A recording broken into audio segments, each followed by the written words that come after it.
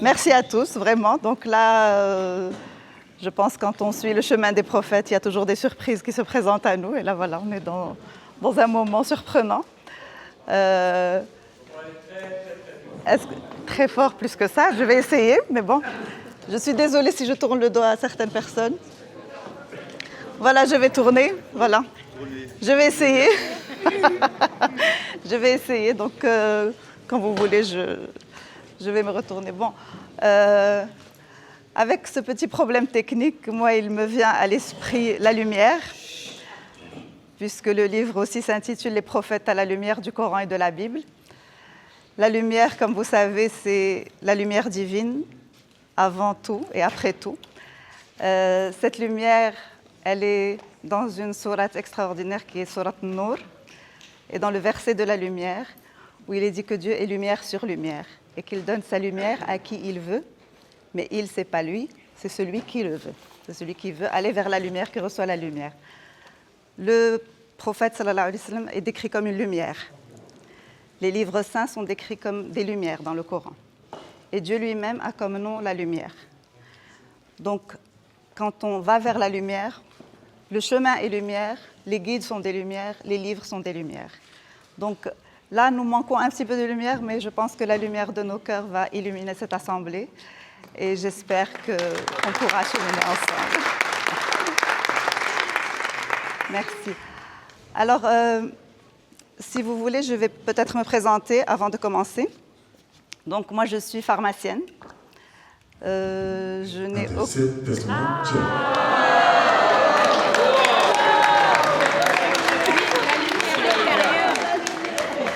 Alors, dans la Bible, dans la Genèse, ça commence, vous me corrigerez, par fiat lux et facta est lux, que la lumière soit et la lumière fut. Les gens qui ont critiqué la Bible, qui ont dit qu'il y avait des erreurs, ils ont dit que ce n'est pas possible que la lumière soit avant la création du monde, avant l'apparition du soleil. Or, comme je vous l'ai raconté l'autre jour quand on a parlé de cosmologie, la lumière est apparue 380 000 ans après le Big Bang, donc bien avant la naissance du soleil qui est apparu seulement après 9 milliards d'années. Donc nous, la Terre entière est apparue 9 milliards d'années après le Big Bang. On est dans un petit système qui s'appelle le système solaire. Ce système solaire fait partie d'une galaxie qui s'appelle la Voie lactée. Je pense que tout le monde sait ça. Et cette Voie lactée, elle contient beaucoup d'étoiles comme le Soleil. À votre avis, il y a combien d'étoiles dans la galaxie de la Voie lactée? Entre 100 et 400 milliards d'étoiles comme le Soleil, plus grandes, plus petites que le Soleil. Mais cette galaxie de la Voie lactée n'est qu'une galaxie parmi beaucoup de galaxies. On estime qu'il y a 2000 milliards de galaxies dans l'univers. Donc vous imaginez qu'est-ce que nous sommes, nous? Un petit point perdu dans l'infini. Et aujourd'hui, les scientifiques pensent que toutes ces galaxies, toute cette matière forme seulement 5% de l'univers. 4 à 5% de l'univers, vous imaginez. Tout le reste, on ne sait pas ce que c'est. Il y a à peu près 25% de matière noire et tout le reste, c'est de l'énergie noire. On dit noir parce qu'on ne sait pas de quoi c'est composé. Dans le Coran, Dieu nous dit « وَمَا أُوتِيتُم مِّنَ الْعِلْمِ إِلَّا قَلِيلًا » Donc on n'a reçu que très peu de savoir et le chemin est encore long pour pouvoir nous éclairer. Donc moi, je suis juste une profane. Je ne viens pas d'un milieu scientifique, je n'ai pas fait d'études de religion, de théologie. Je suis pharmacienne. Je suis juste quelqu'un de très curieux et qui aime le partage. Et l'autre jour, nous avons parlé de mémoire et de transmission de la mémoire. J'ai des enfants et lorsqu'ils étaient petits, j'aimais bien leur raconter les histoires des prophètes pour les endormir. Un peu comme on raconte les histoires de héros, parce qu'ils sont de fabuleux héros. Et quand ils ont commencé à grandir, ils ont commencé à me poser des questions par rapport à ce qu'ils étudiaient à l'école. Et moi, je ne voulais pas dire c'est comme ça et pas autrement, et je ne voulais pas que la religion reste quelque chose de séparé de la vie quotidienne, de la raison, etc. Donc j'ai fait des recherches et j'ai essayé de comprendre. Je suis revenue vers le Coran, qui est donc la base de mon éducation, disons, puisque je suis née musulmane. Bon, dans ma vie, j'ai fait un parcours un peu spécial parce qu'à un moment donné, lorsque j'ai perdu mon papa, j'étais très jeune, j'ai rejeté la religion. Et donc, je suis partie vers des études de philosophie. J'étais très forte en philo, j'ai eu la meilleure note dans les études de pharmacie. Le sujet, c'était l'athéisme. Et donc, plus tard, il y a eu des petits signes. Comme on a dit tout à l'heure, c'est dans l'obscurité que jaillit la lumière. En fait, on ne peut pas voir les étoiles dans un ciel éclairé. Il faut qu'il y ait le noir pour pouvoir voir les étoiles. Donc, j'ai eu des petites étoiles qui se sont allumées par-ci par-là dans ma vie, sur mon chemin. Des rencontres, des messages, des petits miracles, des rêves, des visions. Et pour essayer de comprendre tout ça, je suis revenue vers ma tradition spirituelle. Et comme j'avais un assez bon bagage en langue arabe, je suis revenue vers le Coran. Mais j'ai essayé de l'aborder d'une manière scientifique, avec mon approche scientifique. Et là, surprise, le Coran ne contredit jamais la science. Qu'il s'agisse d'astrophysique, qu'il s'agisse de génétique, qu'il s'agisse de l'apparition de la vie sur Terre, de l'apparition de l'homme, tout cela était impressionnant pour moi. Et donc, quand j'ai commencé à écrire ce livre, au départ, je pensais l'adresser à des jeunes, de l'âge de mes enfants, donc des jeunes adultes qui se posent des questions. Et sachez que dans ce livre, je parle de 25 prophètes, qui sont les prophètes qui sont cités nommément dans le Coran. Je parle de quelques-uns qui sont évoqués, comme Jérémie, comme Isaïe, mais je parle surtout des prophètes qui sont nommés dans le Coran. Et ils ne sont que 25. Or, le prophète sallallahu alayhi wa sallam nous a dit que Dieu a envoyé à l'humanité 124 000 prophètes. Parmi les 124 000 prophètes, il y en a 330 qui sont des messagers. En arabe, le messager se dit Rasoul et le prophète se dit Nabi. Donc, nous, devant ce nombre impressionnant de prophètes, nous sommes sommés de croire en tous les prophètes de Dieu et de ne faire aucune différence entre eux. C'est écrit dans le Coran dès la première sourate. Nous devons faire de différence entre aucun de ces prophètes. Donc c'est un appel à une grande humilité et au respect de toutes les traditions spirituelles, quelles qu'elles soient, même celles qu'on ne connaît pas. Parce que le prophète lui-même n'a pas reçu la révélation de tous les prophètes qui ont existé avant lui. Donc lorsque j'ai voulu commencer ce travail pour parler de religion à mes enfants, je me suis dit un biais pour commencer, c'est parler des prophètes, parce que je leur parlais toujours des prophètes. Et c'est vrai que le Coran contient beaucoup d'histoires de prophètes. Mais les histoires des prophètes dans le Coran sont racontées d'une manière complexe. Elles sont toutes enchevêtrées. Et on ne sait pas très bien qui a fait quoi, qui était avant qui. On ne voit pas très bien la chronologie des événements. Et parfois on peut se perdre. Il n'y a que la 12e sourate, la sourate Yusuf, qui est racontée de manière linéaire, chronologique. C'est la seule. Et beaucoup de gens disent « Ah, c'est ma sourate préférée ». Parce qu'on la comprend bien, elle est racontée dans un style de rhétorique hellénistique, pas dans un style de rhétorique sémitique, parce que la rhétorique sémitique, elle est circulaire. Donc en fait, le texte est circulaire, comme ça. C'est des cercles, parce que tout tourne en fait. Et vous le savez très bien, tout tourne. Les électrons autour des noyaux, les planètes autour des étoiles, les galaxies elles-mêmes tournent, tout tourne. Et dans beaucoup de traditions spirituelles, faire des cercles et tourner est très important, parce que c'est comme ça qu'on se connecte à l'infini. Donc, le texte coranique est complexe, mais il faut essayer de l'aborder en prenant un petit peu de recul, en essayant de voir ce mouvement circulaire. Et en fait, tout s'articule autour de l'unicité du divin. Dieu est un, et ça c'est le message principal du Coran. Tout le reste s'articule autour. Après, il y a des sourates où il y a plusieurs centres qui tournent, et c'est fabuleux de voir ça. Et en fait, pour voir les histoires des prophètes, je me suis basée sur la chronologie biblique, parce que nous n'en avons pas d'autres. La chronologie biblique, évidemment, quelqu'un qui est historien strict va dire qu'on n'a même pas de preuve que tous ces prophètes ont existé. N'empêche, ils ont marqué l'humanité tout entière. Donc, la chronologie biblique, elle commence à partir de Adam, et pour nous, elle va jusqu'à Sidna Muhammad sallallahu alayhi wa sallam. Donc, dans cette chronologie, Adam, donc c'est le premier, Adam, pour la tradition judéo-chrétienne, il est le père de l'humanité. Et pour nous, il est prophète. Ça, c'est une grande différence. Parce que s'il est prophète, il était prophète pour qui? Parce qu'il était prophète que pour Ève, pour ses enfants à la rigueur, mais on ne sait pas. Or, le Coran nous donne une toute autre approche. Mais pour comprendre ça, et moi j'aime bien insister sur l'histoire de Adam parce que j'ai beaucoup travaillé dessus, je me dis si on comprend, si on essaye de comprendre Adam, on peut avancer, parce que c'est le premier. Sinon, on est perdu. Et donc, Adam, qui est-il? Donc, c'est le premier chapitre que j'ai écrit dans ce livre, il est assez consistant, c'est comme une enquête. Et on essaye de chercher Adam. Bon, on le cherche, il y a bien sûr la tradition connue judéo-chrétienne, donc il était avec Ève au paradis, il y a eu le péché capital, mais cette notion n'existe pas en islam. Ils ont été chassés du paradis, ils ont chuté sur terre, etc. Ça c'est bien, d'un point de vue symbolique, oui, pour les musulmans, on peut l'accepter d'un point de vue symbolique. C'est très riche symboliquement parlant.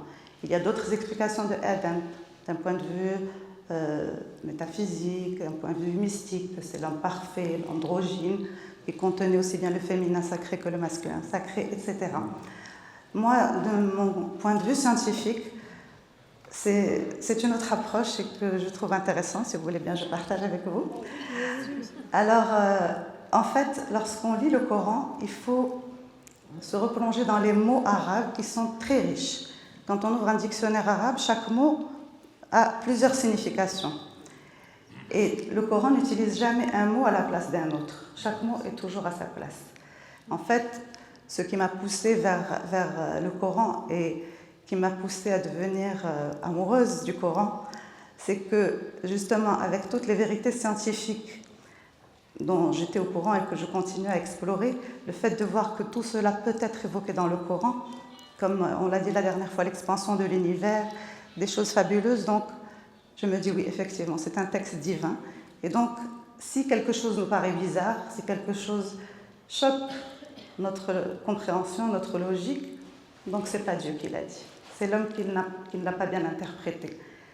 Et donc, en revenant à l'histoire de Adam, la première évocation d'un personnage, mais qui n'est pas nommé Adam dans le Coran, c'est dans Surat al-Baqarah, lorsque Dieu annonce aux anges qu'il va placer sur terre un calife. Je dis calife parce qu'en arabe c'est khalifa, mais il ne dit pas je vais créer Adam, il dit je vais placer sur terre, il dit bien sur terre et pas ailleurs, un calife, mais le mot khalifa a plusieurs traductions possibles. On peut effectivement le traduire par un intendant ou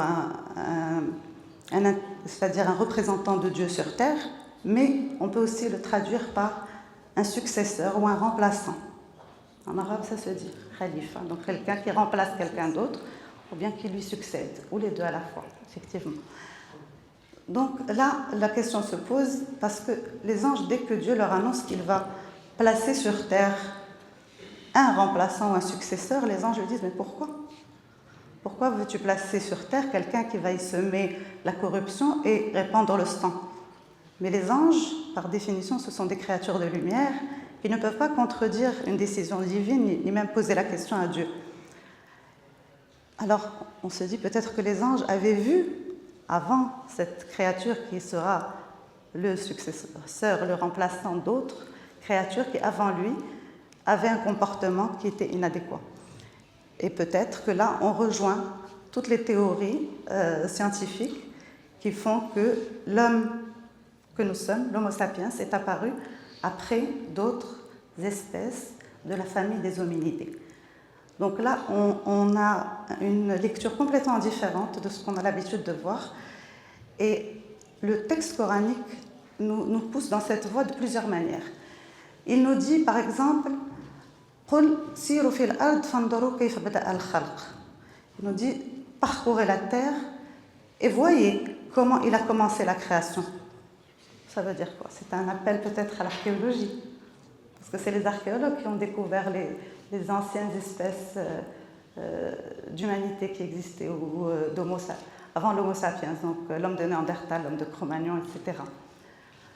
Donc là, on revient aussi à un verset très important qui est une parole que Dieu aussi dit aux anges. Il leur dit « Je vais façonner un être, bachar ». إني خالق بشرا من طين فإذا سويته ونفخت فيه من روحي. Il dit je vais créer un bashar, donc un être, à partir d'argile, et lorsque je l'aurai façonné, puis que j'aurai insufflé en lui de mon esprit, alors prosternez-vous devant lui. Ça veut dire qu'il y a des étapes dans cette création. Et en fait, ces étapes, c'est peut-être justement les étapes qui ont été définies par les archéologues, qu'il y a eu plusieurs espèces avant l'Homo sapiens. Mais l'Homo sapiens est la dernière qui est apparue. Et pourquoi elle est différente? Parce qu'elle s'appelle justement sapiens, parce qu'elle a la connaissance. Dans le Coran aussi, Dieu a appris à Adam les noms, et en fait il lui a appris tous les noms, ça veut dire qu'il lui a peut-être appris à inventer tous les noms. Et comme il a insufflé en lui de son esprit, c'est ce qui fait que l'homme, tel que nous le connaissons aujourd'hui, est capable de représenter Dieu dans certaines manières. Il peut créer des choses, il peut inventer des choses, il peut nommer des choses. Et donc, c'est là où il est à l'image de Dieu.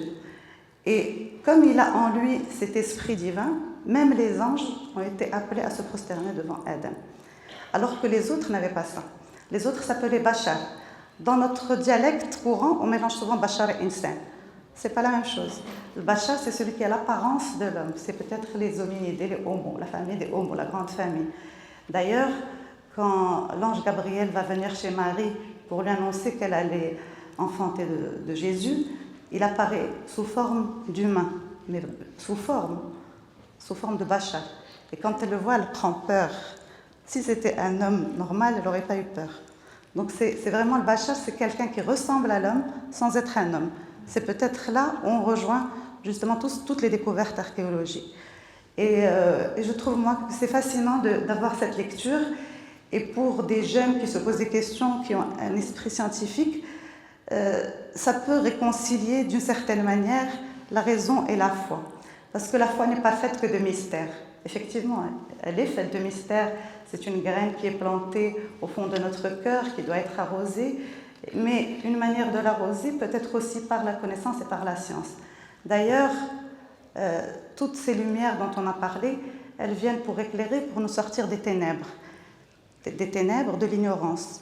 Et on a souvent parlé des conflits qui existent aujourd'hui à travers le globe, mais c'est l'ignorance qui cause la violence. Et l'ignorance, les ténèbres de l'ignorance, en arabe, c'est dolomat. Et tous les livres sacrés sont venus pour nous faire sortir minad dolomat ila an-nur, des ténèbres vers la lumière. Et dolomat, c'est la même racine que dalim et que dolm, donc que l'injustice, que les gens injustes. Donc ceux qui commettent des injustices sont ceux qui sont plongés dans les ténèbres de l'ignorance. Vous voyez? Donc c'est un petit peu dans cette voie que je me suis lancée pour essayer de comprendre Adam. Après, j'ai essayé de comprendre de quoi Dieu l'a vêtu, comment il lui a appris la connaissance. Et à chaque fois, je comparais avec l'Homo sapiens et je trouvais qu'il y avait vraiment des correspondances. Et donc, quand on lit le Coran, il faut vraiment s'arrêter à chaque mot, essayer de se poser des questions. Est-ce que j'ai bien compris ou est-ce que je n'ai pas compris? Parfois aussi, le dialecte marocain nous joue des tours et on confond. On ne fait pas la différence entre habeto et nzilo. C'est deux verbes qui veulent dire descendre. Communément, dire habeto ou bien nzil, c'est pareil.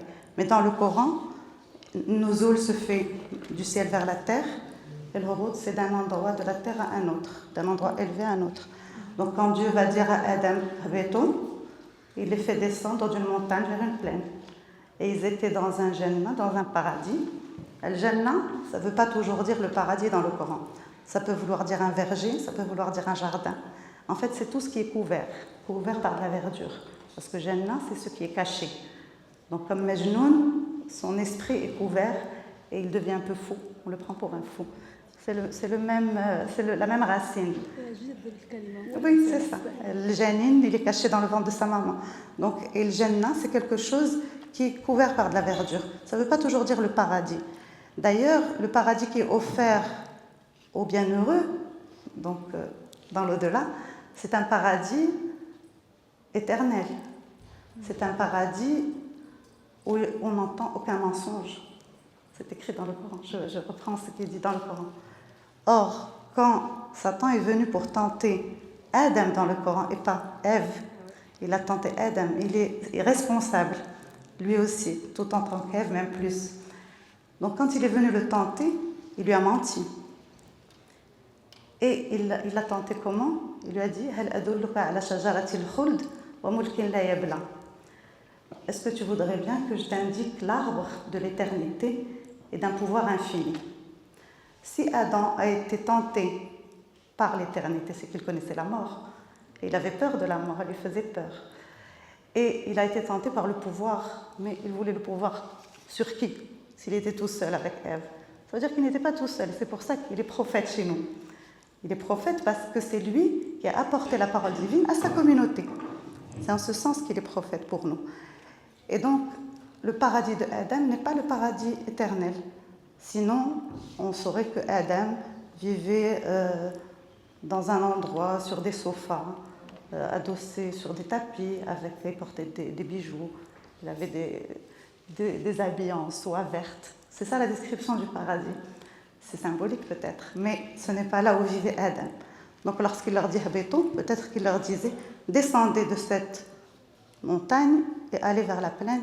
Pourquoi? Parce que là, jusqu'à aujourd'hui, on estime que l'âge de l'Homo sapiens est de 300 000 ans. Et les ossements les plus anciens ont été découverts au Maroc, dans une montagne qui s'appelle Jebel Iroud. Voilà. Jebel Iroud, au sud du Maroc. Et on sait aujourd'hui que les premiers Homo sapiens étaient d'abord cueilleurs, et puis chasseurs, et puis agriculteurs, et puis éleveurs. Et lorsque plus tard Dieu va nous parler des enfants de Adam, ce ne sont pas ses enfants, mais ses descendants. Encore une fois, le mot arabe est important. Bnei Adam, ce n'est pas Aoulad Adam. Donc Bnei Adam, il ne les cite pas dans la Bible, c'est Abel et Caïn. Et l'un était agriculteur et l'autre était éleveur. Effectivement, les descendants de l'Homo sapiens étaient agriculteurs et éleveurs. Et ils ont commencé à s'entretuer lorsqu'il y a eu ce désir de propriété, de délimiter son territoire. Ça c'est à moi, ça c'est mes bêtes, etc. Donc voilà, donc c'est une lecture que je trouve passionnante pour Adam, sachant que l'idée de péché originel n'existe pas en islam, que Adam est responsable de ses actes, mais lorsqu'il a compris son erreur, il a demandé à Dieu de lui pardonner et il a été pardonné. Et donc, voilà, il n'y a rien à rattraper, on est déjà pardonné depuis le début. Vous voyez? Donc c'est une vision qui est pleine d'optimisme. Et en fait, les prophètes sont venus les uns après les autres pour enseigner à l'humanité quelque chose. Moi, j'imagine les prophètes un petit peu comme un cycle d'études. C'est ma vision. Donc, j'imagine que les premiers, comme on a un bébé, l'humanité est le bébé par rapport au divin. Il est un bébé à qui il enseigne des choses. Donc, au début, il lui apprend juste comme un bébé. Ne touche pas à ça, tu vas te brûler. Ne touche pas. Ça, ne touche pas au feu, ne va pas vers les escaliers, des petites choses comme ça. Donc, on apprend tout doucement, le bien, le mal. On apprend à faire attention et à comprendre c'est quoi la propriété. On apprend à obéir. Et puis petit à petit, quand il commence à grandir, cet enfant, on le met à l'école. On le met à l'école pour apprendre à écrire, à compter. Et c'est là où vient le prophète Idriss, dont la racine du prénom signifie darasa, l'étude. Et c'est le prophète Idriss qui a appris à l'humanité à écrire, à compter, à coudre ses vêtements, etc. Donc c'est une deuxième étape. Et puis il y a plusieurs étapes entre Nuh, Hud, Salih. Chacun apprend à l'humanité quelque chose. Et ils nous apprennent toujours ça parce qu'on a toujours besoin de leurs enseignements. On a toujours besoin de se rappeler que ça c'est à nous, ça ce n'est pas à nous, comme l'a appris Adam. Et petit à petit, donc on arrive à un tournant. C'est Sidna Abraham, qui est un patriarche et qui est pour nous un prophète très important, parce que c'est le père du monothéisme, c'est le monothéiste parfait, Muslim al-Hanif. Et Sidna Ibrahim avait un titre que personne n'a eu. Il était l'ami de Dieu, l'ami intime de Dieu, Khalilullah. Et en fait, Ibrahim, on peut l'imaginer aussi comme une étape dans cet apprentissage, avant d'arriver plus tard à Moïse, à Sidna Moussa qui va avoir les tables de la loi. Lui, il va venir avec des tables, des lois bien écrites, rigoureuses. Avant, il n'y avait pas ça. Mais là, on a des tables de la loi. Et puis, une fois qu'on a cette table de la loi, bon, c'est comme si voilà, maintenant on a le bac. Qu'est-ce qu'on va faire avec ce bac? On va choisir une voie qu'on aime, peut-être, quelque chose qui nous passionne. Et c'est là moi où je vois l'intervention de Sidna Isa, Jésus, alayhi salam, qui est pas le prophète, puisqu'il est différent, on parlera de lui plus tard si vous voulez. Lui, il est venu pour nous enseigner l'amour. Avant tout, l'amour. Et donc, on a notre diplôme, on fait ce qu'on aime. Mais il ne faut pas non plus se perdre.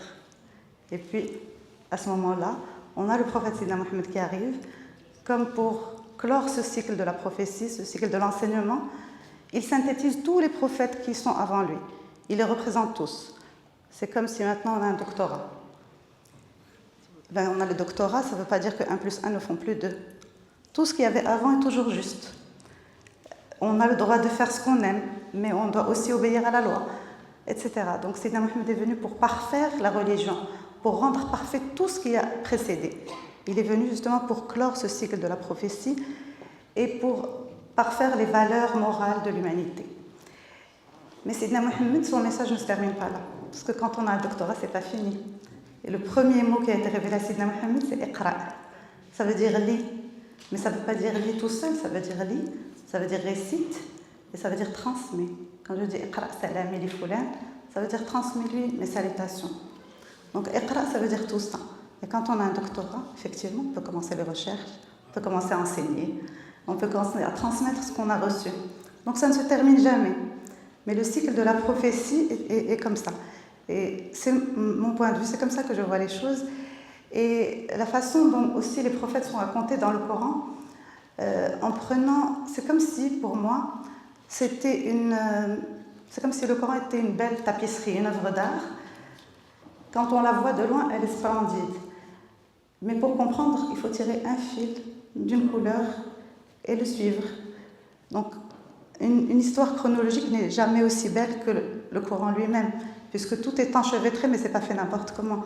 C'est un texte qui est fabuleux, où il y a des poètes qui se répondent les uns aux autres, où il y a une mélodie, où il y a un lyrisme extraordinaire. Ce n'est pas un livre de poésie, ce n'est pas un livre de théologie, ce n'est pas un livre d'histoire. Il y a tout à la fois. Il y a la science, il y a tout dedans. Et en fait, c'est normal, puisque c'est une parole divine. Et comme je vous ai dit tout à l'heure, l'univers est tellement grand, tellement immense. Et Dieu est au-delà de l'univers. Il ne fait partie ni de la matière, ni de l'espace, ni du temps. Pour lui, il est hors du temps, hors de l'espace, hors de la matière. Et nous, on est tellement petits. Mais il a quand même voulu nous parler. Et il nous a envoyé tous ces textes sacrés, particulièrement le Coran. Mais c'est quelques pages qui contiennent l'infini. Donc c'est pour ça qu'il y a une infinité d'explications, une infinité d'interprétations.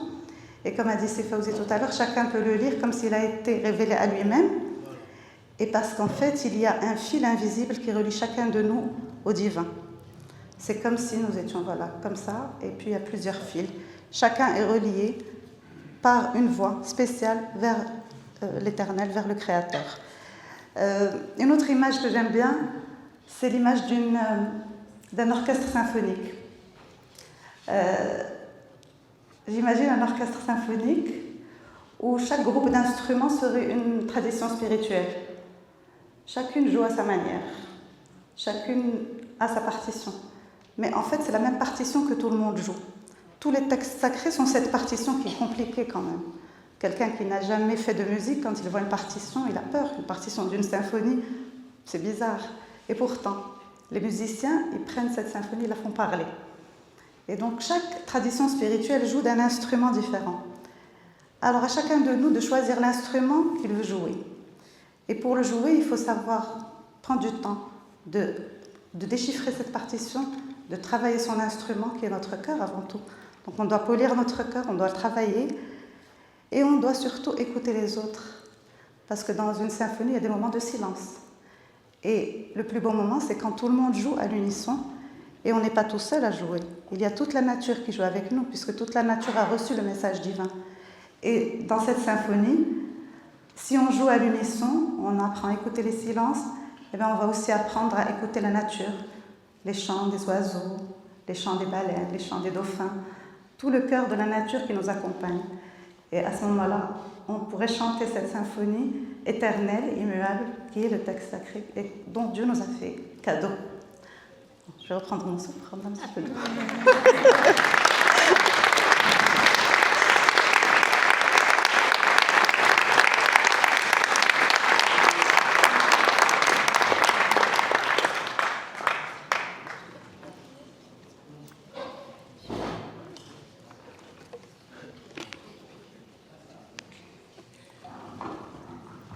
Alors voilà, j'ai la chance aujourd'hui de pouvoir parler sans limitation de temps. Monsieur Fawzi ne dit rien pour l'instant, donc... Je suis auditeur moins 20. Donc il faut aller voir la comédie musicale. Je peux commencer. Encore un petit quart d'heure et puis après on échangera quelques questions. D'accord. Merci beaucoup. Merci. Alors en fait, on ne peut pas parler de tous les prophètes aujourd'hui, parce que bon, ce livre, j'ai mis 7 ans à l'écrire. Je pourrais en parler pendant des heures, et là, je n'ai rien préparé, donc ça vient comme ça vient, parce que j'aime bien que chaque présentation soit différente en fonction du public, et je n'aime pas me mettre moi-même un carcan, sinon je serais en train de lire et moi, ça m'embêterait, je n'aimerais pas. Donc voilà, soyez indulgents si je vais dans tous les sens, si vous trouvez qu'il y a quelque chose qui ne va pas, vous pouvez le dire, parce que je ne suis pas spécialiste, comme je vous l'ai dit. Je suis juste vraiment curieuse et j'adore, je suis passionnée, je suis émerveillée. Et ce livre, moi, je le vois comme juste une porte ouverte vers un monde merveilleux. Et puis juste, en l'ouvrant, on ouvre cette porte et j'invite chacun à aller lui-même voyager dans ce monde merveilleux. Parce que moi, pendant que je travaillais, j'étais dans un émerveillement total. De jour en jour, je n'ai pas vu le temps passer. Parfois, quand j'ai 17 ans, les gens me disent « Wow, mais j'aurais pu y rester plus longtemps. » Donc, c'est vraiment, comme on dit, quand on aime, on ne compte pas. Donc, c'est une passion qui m'a habitée.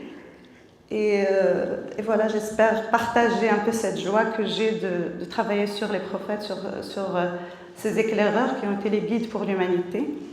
Alors, effectivement, on peut parler de tous, on peut parler de Noé, on peut parler de David qui chantait tellement bien, et dans un festival pareil, ce serait bien de l'évoquer aussi. On peut parler de tous les prophètes, mais j'aimerais bien parler de Jésus, parce que Jésus n'est pas un prophète comme tous les autres prophètes. Dans l'islam, il est la parole de Dieu. Kalimatullah alqa ila Maryam wa ruhun min, il avait un surplus de l'esprit divin. Juste une parenthèse, quand on parle de ruh, la traduction c'est l'esprit. Et l'âme, en arabe, se dit nafs. Souvent en arabe, on confond nafs et ruh. En fait, ruh, c'est l'esprit divin qu'il a insufflé en l'homme, mais on ne sait pas c'est quoi. Et dans le Coran, les gens interrogent le prophète.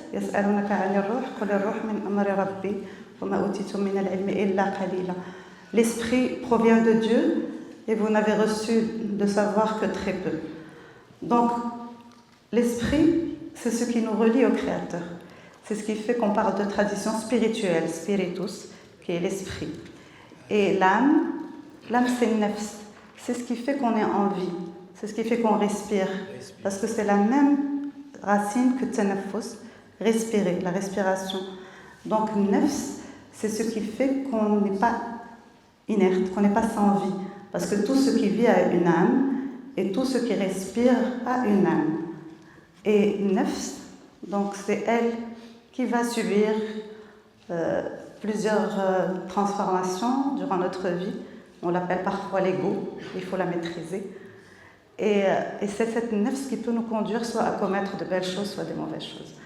Et c'est elle qu'on doit éduquer par justement tout ce travail de spiritualité.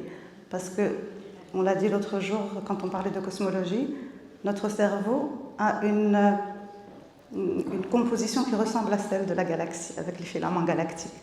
Donc, il y a quelque chose qui nous unit à Dieu, et ce désir de religiosité, justement, est propre à l'homo sapiens. Et nafs, pour revenir justement à cette distinction, dans Sourate Nisa, la 4e sourate, elle commence par يا أيها الناس اتقوا ربكم الذي خلقكم من نفس واحدة وخلق منها زوجها وبث منهما رجالا كثيرا ونساء. Dieu nous dit, craignez Dieu qui vous a créé à partir d'une seule âme. Dans beaucoup de traductions, vous allez trouver qu'il vous a créé d'un homme, et à partir de cet homme, il a créé son épouse, pour rester calqué sur le modèle judéo-chrétien où Ève est sortie de la côte d'Adam. Ce n'est pas du tout ce qui est écrit dans le Coran. Il est question d'une âme, à partir de laquelle il nous a créés, et de cette âme, il a créé son âme sœur. Zawj, c'est celle qui a exactement les mêmes caractéristiques que l'âme sœur. Mais scientifiquement, c'est quoi? Scientifiquement, les chercheurs en abiogénèse qui ont essayé de comprendre comment la vie est apparue sur Terre, eh bien, ils sont arrivés à la conclusion qu'il y a des millions d'années, il y avait une soupe primordiale, comme une soupe primordiale. Et de cette soupe primordiale, il y avait quelques nucléotides, des bases, et qui se sont agglomérés en ARN. Et puis cet ARN a formé l'ADN. Et l'ADN a décidé de se mettre dans un noyau pour se protéger. Et puis, il y a eu la première cellule. Et cette cellule, elle s'est divisée en une cellule exactement pareille. C'est le processus de la mitose en biologie. Et donc, elle a exactement les mêmes caractéristiques que la première. Donc, on a commencé par des organismes unicellulaires. Et puis, petit à petit, il y a eu les organismes pluricellulaires, les invertébrés, puis les vertébrés, etc. Donc, tout le monde connaît cette histoire de l'évolution.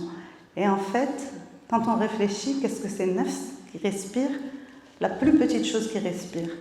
Les arbres respirent, les animaux respirent, tout respire. Mais la plus petite chose qui respire, ce sont bien les cellules. Les cellules respirent grâce à la mitochondrie qui est en nous. Donc, la première chose qui a été créée, effectivement, c'est quelque chose qui respire. C'est une âme, c'est une cellule qui a donné exactement sa copie conforme, zawj. Et de là, plus tard, il y a eu des hommes et des femmes qui sont apparus. Le texte coranique ne dit pas un homme à partir duquel une femme est née de sa côte. C'est pas écrit comme ça dans le Coran. Donc ça, c'était la parenthèse. Donc, pour revenir à Jésus, donc Jésus est une parole divine, est une parole de Dieu. C'est comme ça dans le Coran. Dieu dit dans le Coran qu'il a insufflé en Marie sa parole et son esprit. Donc, il est à la fois messager de Dieu, Rasulullah, wa kalimatun alqaha ila Maryam, wa ruhun minhu. Il est très spécial, Jésus. Et en fait, lorsqu'on compare les prophètes entre eux, on ne compare jamais Jésus aux autres prophètes, mais on compare Marie à Sayyidina Muhammad. C'est Marie qu'on compare aux prophètes parce qu'elle a porté la parole divine. Elle l'a portée, elle était vierge, tout comme le prophète sallallahu alayhi wa sallam était vierge de toute connaissance. Il était ummi, au sens où il était vierge, mais ummi veut dire beaucoup d'autres choses. Mais on peut s'arrêter à ce sens, il était vierge de toute connaissance antérieure, de textes sacrés. Et donc il a pu accueillir cette parole divine et la transmettre. Tout comme elle a accouché dans la douleur de Jésus, dans le Coran, elle a accouché dans la douleur au pied d'un palmier. Lui, il a transmis la parole aussi quand il a reçu, c'était une grande douleur, quand l'ange Gabriel lui a dit « Iqra ». Il a eu peur, il a eu très peur. Il a failli s'écrouler et c'est l'ange qui l'a attrapé par 3 fois pour qu'il ne tombe pas. Il a accouché dans la douleur et de la même manière que Marie, lorsqu'elle a présenté Jésus à son peuple, ils l'ont mal accueilli, ben lui aussi a été mal accueilli. C'est difficile d'admettre une parole divine qui vient tout chambouler, qui vient bouleverser tous nos repères. Donc on compare souvent Marie à Sayyidina Muhammad. Mais Jésus, on le compare au Coran. Et effectivement, lorsque Dieu nous dit « Iqra », il ne nous dit pas « Iqra » quoi. Il ne nous dit pas quoi lire. Parce qu'on doit tout lire. Et on doit lire, si on revient au texte sacré, on lit le Coran qui est fait de ayat. Ayat, c'est des versets. Or, dans le Coran, quand Dieu nous parle de la nature, il nous dit qu'elle est parsemée de ayat. Le soleil, la lune sont des ayat. L'alternance du jour et de la nuit sont des ayat. L'histoire des abeilles, c'est des ayat. Même les fourmis sont des ayat. On est entouré de ayat. On est entouré d'un Coran qui est déployé devant nos yeux. C'est le Coran al-Mandour. On doit lire le Coran al-Mandour et quand on le lit, eh bien là on plonge dans la biologie, on plonge dans la physique, dans les mathématiques, dans la génétique. C'est un monde passionnant. Et plus on avance dans les sciences, et puis on arrive à un moment où on se dit non, il n'y a pas de hasard. Le hasard n'existe pas, comme a dit Einstein, le hasard c'est Dieu quand il se promène incognito. Donc on découvre toutes ces ayats, et là on revient vers lui. Donc on a le Coran déployé devant nos yeux, le Coran al-Mandour, on a le Coran al-Mastour qui est écrit, tous les textes sacrés, et puis on a Jésus, qui est le Verbe fait chair. Le Coran fait homme, donc le texte sacré fait homme, la parole de Dieu faite homme, qui était parmi les hommes, et il a été mal accueilli, tout comme tous les textes sacrés sont mal accueillis, parce que l'ego est plus fort que tout, c'est difficile d'admettre cette parole divine. Et donc Jésus, voilà, il a une place particulière, et par rapport à cette succession de prophètes, j'aimerais aussi vous parler d'un petit point que j'ai évoqué l'autre jour avec Henris, l'artiste qui nous fait voyager le matin à Genesville. Il a écrit un très beau poème sur la lettre Mim, et quand il me l'a montré, je lui ai parlé de cette lettre Mim. Mim, qui est la même en hébreu même, c'est une lettre palindrome, donc il se lit dans les deux sens, Mim, Mim. Et en arabe, on l'écrit, on commence par faire un rond. En fait, le rond, c'est le symbole de l'infini, c'est le symbole du divin, et c'est le symbole du retour sur soi. D'ailleurs, on le fait comme ça. On fait un retour sur soi quand on écrit le mime.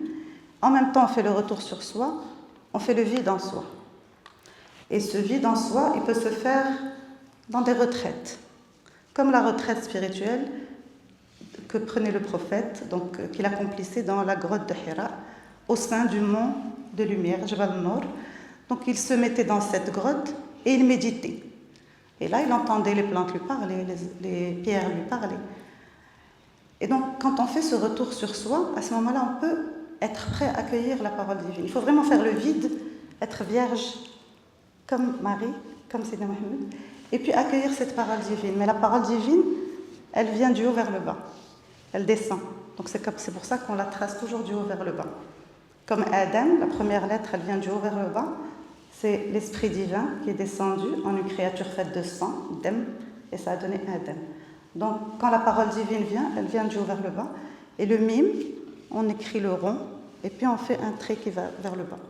En fait, le prophète, quand il a reçu cette parole divine, elle est venue en lui, et il a dû la transmettre. Et cette lettre mime, c'est la première lettre de l'ma, l'eau.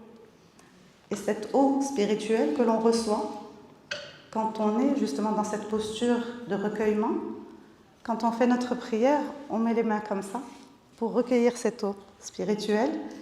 Et quand on finit, on dit Amin et on se lave avec cette eau spirituelle. Donc cette lettre mime, c'est une lettre qui symbolise la connaissance.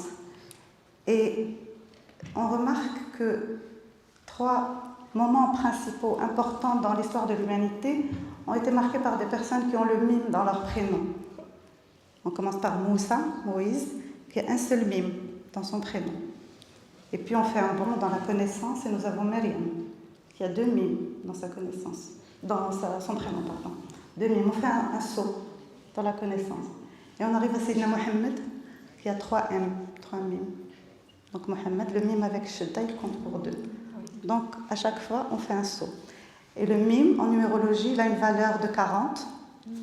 Donc même quand on lit le Coran, c'est extraordinaire, quand on arrive à plonger dans le symbolisme, dans la numérologie, les sciences coraniques sont innombrables. Et juste pour ça, le mime a une valeur de 40, et ce n'est pas par hasard. 40, c'est l'âge auquel le prophète a reçu la révélation, c'est Mohammed. C'est le nombre de jours que Jésus a passé dans le désert pendant la tentation. C'est le nombre d'années d'errance des Juifs dans le désert. C'est aussi le nombre de jours où Élie a marché. Et donc, on retrouve ce 40 dans plusieurs traditions spirituelles et il marque une transition. C'est un âge mature où on est prêt à accueillir justement cette parole divine.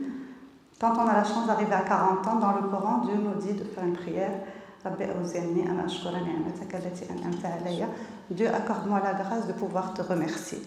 Et la gratitude est très importante dans toutes les traditions spirituelles, dans tous les stages de développement personnel qu'on peut voir dans les coachings, etc. On commence toujours par la gratitude. Aujourd'hui, on peut exprimer notre gratitude à Sidi Fawzi Srali. Et la gratitude, c'est donc la mère de toutes les vertus. Et nous, en tant que musulmans, le prophète s'appelle Mohammed. Dans son nom, il y a la gratitude, le hamd. Et chaque fois que nous faisons notre prière, 5 fois par jour, chaque génuflexion, on récite la Fatiha qui commence par Alhamdulillah Rabbil Alamin. Si on le dit en conscience, si on est présent à ce qu'on dit, on va exprimer notre gratitude de nombreuses fois par jour. Si on sait ce qu'on dit, quand on dit Alhamdulillah Rabbil Alamin, quand on dit Sami'a Allahu liman hamidah Rabbana wa lakal hamd, donc on répète la gratitude plusieurs fois par jour. Il faut juste être présent à ce qu'on fait, présent quand on lit, présent dans tous nos actes. Et peut-être qu'à ce moment-là, grâce à cette gratitude, nous allons pouvoir justement reconnaître tous les bienfaits dont Dieu nous a gratifiés, et le remercier et essayer d'œuvrer tous ensemble pour un monde meilleur. Parce que c'est ça le but de toutes les religions, c'est relier les uns aux autres, relier au divin et se relier à cette essence divine qui est en nous, pour vivre en paix, en harmonie avec le monde.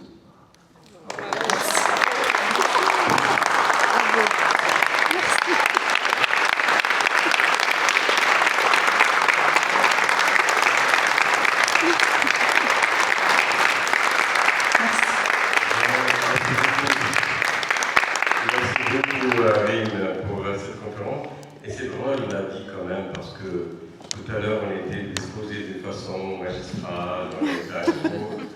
Et puis,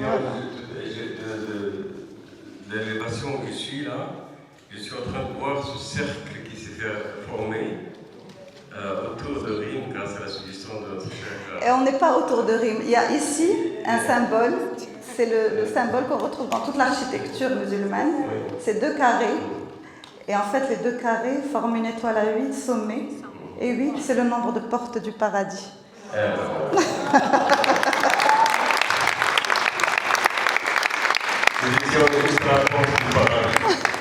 En tout cas, merci beaucoup. Et c'est très beau parce que d'un seul coup, il y a une autre atmosphère avec ce cercle. Justement, là, tu as parlé de la symbolique du cercle. Avec toi, tu es debout. On avait l'impression, en tout cas, d'une figure christique féminine. Je ne dirais pas Maria, mais christique féminine. Je suis en train de réfléchir. Merci. Merci beaucoup, Rime. Merci. Merci beaucoup. Si vous voulez, parce qu'on peut aussi laisser décompter, c'est suffisant en soi. Mais si vous voulez poser 2-3 questions, vous pouvez le faire également. Poirier, si vous voulez répondre à la parole. Je me présente rapidement, Antoine Poirier, le monsieur du festival. Et j'ai beaucoup travaillé dans l'amitié islamo-chrétienne. Merci d'abord. Merci. Tu as cité le terme Bachar et puis Insan à côté. Si je ne me trompe, Bachar, c'est l'être de chair mortelle. Insan, c'est l'être harmonieux dans sa dimension tant corporelle que mystique. Et, sauf erreur, dans le Coran, on n'associe pas le terme Bachar à Jésus, alors qu'il peut être associé à l'âme. Exactement. Oui. Mais on associe le terme Insan. Autrement dit, l'être harmonieux dans ces 2 dimensions. Et je pense que si on devait parler de christologie musulmane, c'est une perspective d'ouverture. Bien sûr. Merci. Est-ce que quelqu'un... Oui. Merci. Merci. De l'eau fraîche. J'aimerais bien vous féliciter de votre belle présentation. Merci beaucoup. Livre. Et j'ai une petite question qui concerne le mot lumière. Parce que vous avez utilisé ce mot plusieurs fois. Et quand on parle de la lumière a beaucoup de sens, plusieurs sens. Par exemple, il y a la lumière qui éclaire la salle, il y a la lumière, par exemple, du soleil, et il y a également la lumière divine. Et vous avez utilisé le mot lumière dans plusieurs sens. Et qu'est-ce que vous entendez par le mot lumière? Par exemple, la lumière, ça veut dire beaucoup de choses. Comme par exemple, le bien et le mal. Le bien et le mal, la lumière et les ténèbres. C'est la lumière de la connaissance. Oui, il y a également la lumière, c'est-à-dire le feu sacré du cœur. Ça aussi, on l'appelle la lumière divine. Donc, ce que je veux te savoir, c'est qu'est-ce que vous voulez dire par le mot lumière? Le mot lumière, c'est un nom divin, comme on a dit. Non, c'est un des noms de Dieu. Et c'est tout ça à la fois. Puisque Dieu illumine aussi bien les cœurs, l'esprit, la terre, tout en même temps. Et d'ailleurs, le verset de la lumière, qui est dans la sourate de la lumière, il est interprété de mille et une façons, symboliques, etc., mais aussi scientifiques. Et vous le savez très bien, parce que dans ce verset, il est question d'un arbre béni, dont l'huile peut éclairer sans qu'on ne l'allume, sans qu'on y mette le feu. Et en fait, scientifiquement parlant, c'est peut-être une indication qui a été faite à l'humanité de pouvoir éclairer sans allumer le feu, comme ici. Et justement, cet arbre béni, qu'est-ce que c'est? Ça peut être tout simplement le réseau électrique. Quand on le regarde de loin, il ressemble à un arbre. Et quand on veut se brancher, justement, on utilise le mot branche, qui est comme un arbre. Donc c'est un croisement de tout, aussi bien de la science que la spiritualité. Et tout. Donc c'est ça qui fait un peu la magie du texte coranique.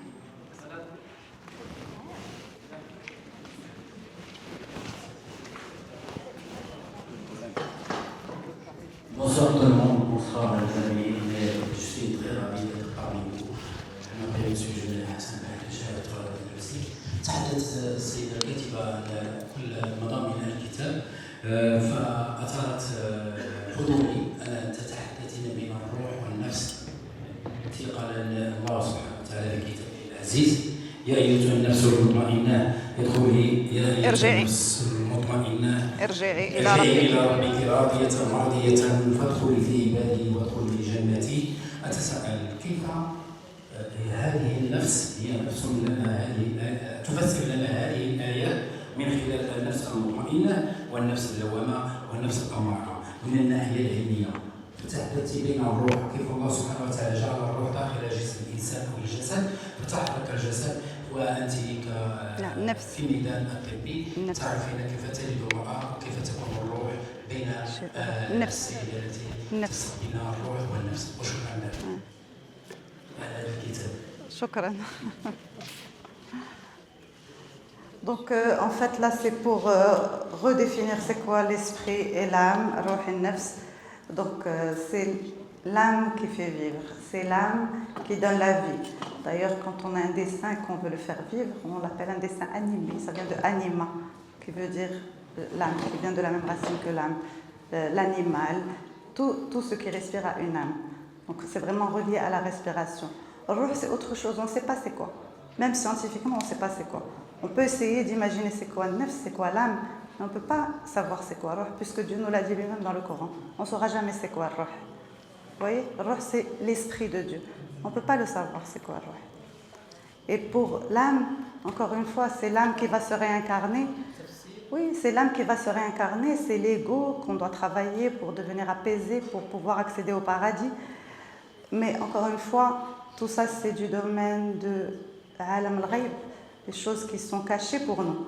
Et il y a Alam Shahada, donc, et c'est Dieu seul qui possède les clés de l'invisible. Donc ça, scientifiquement, on ne peut pas l'expliquer. Pardon.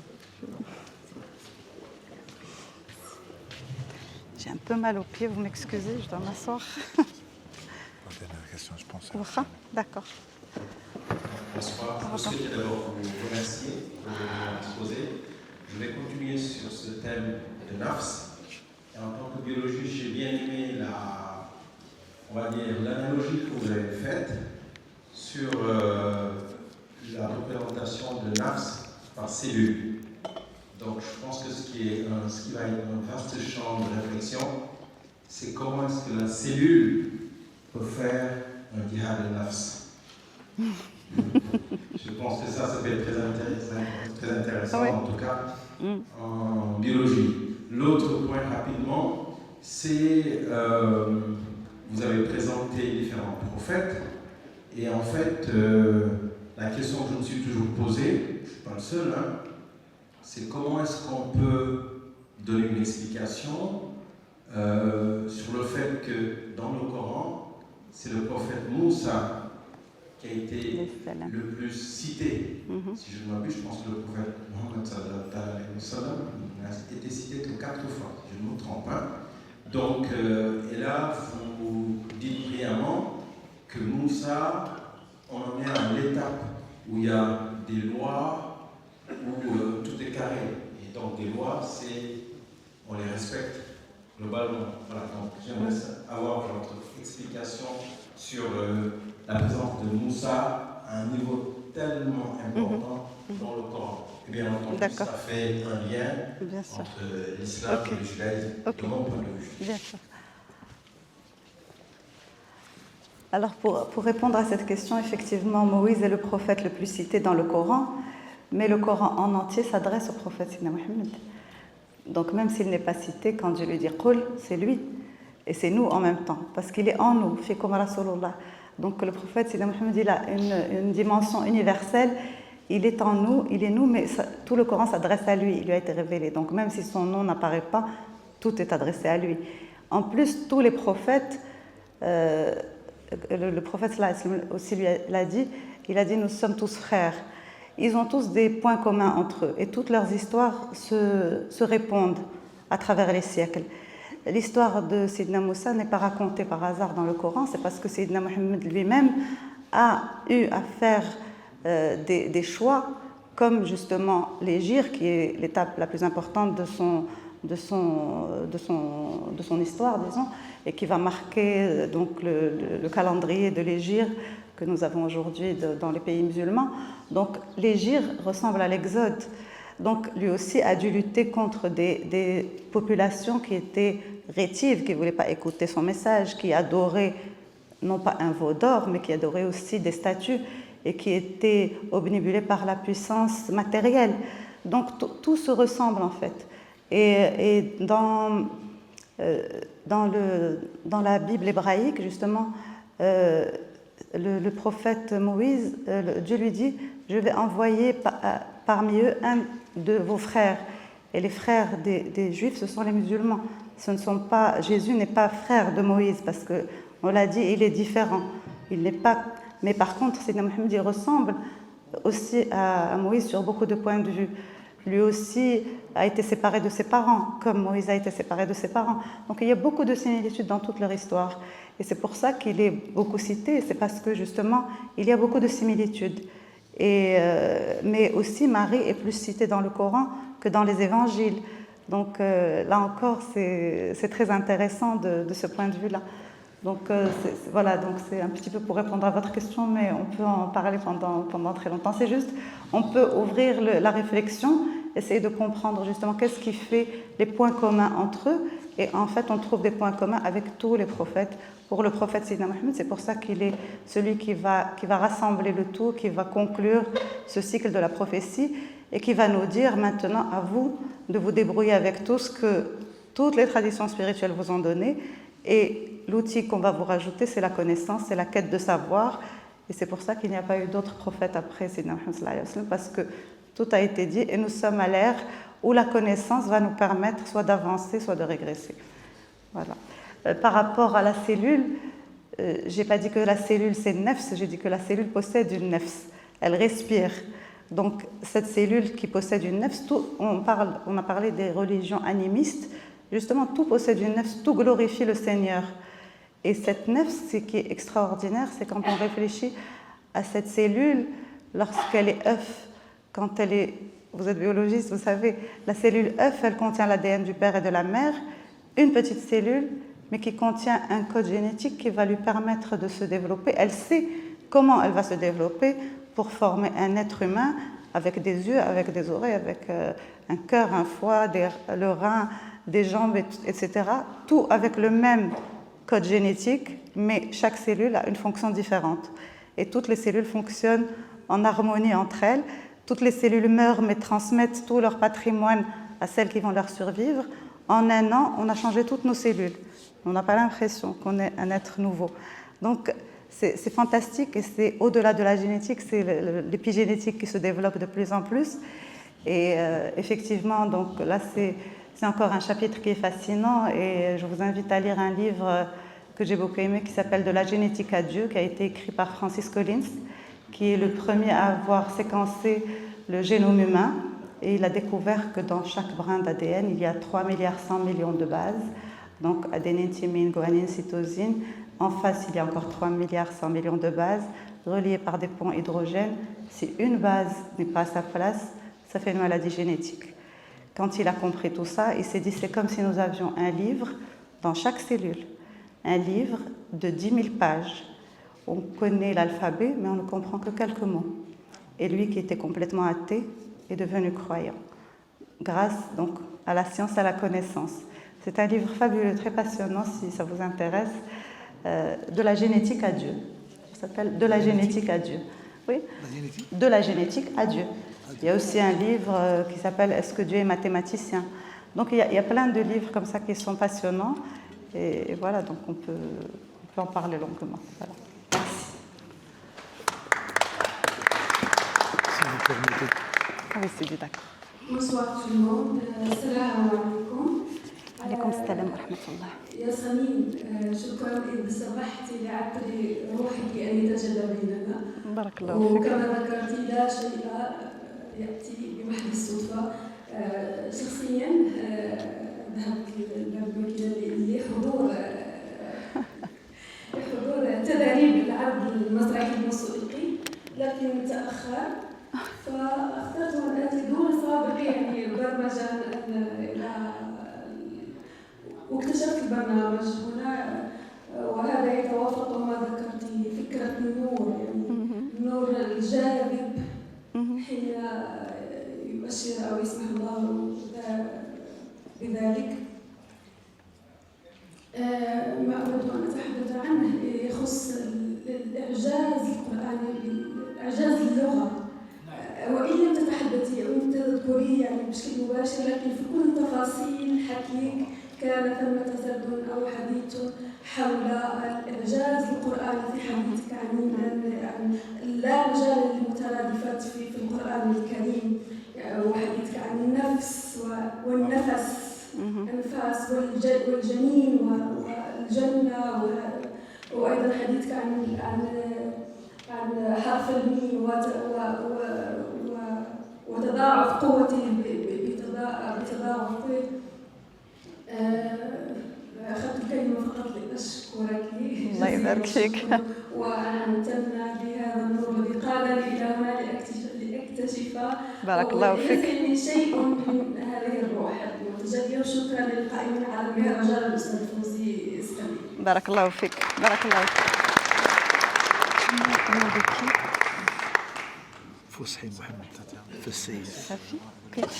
Merci beaucoup, merci à tous.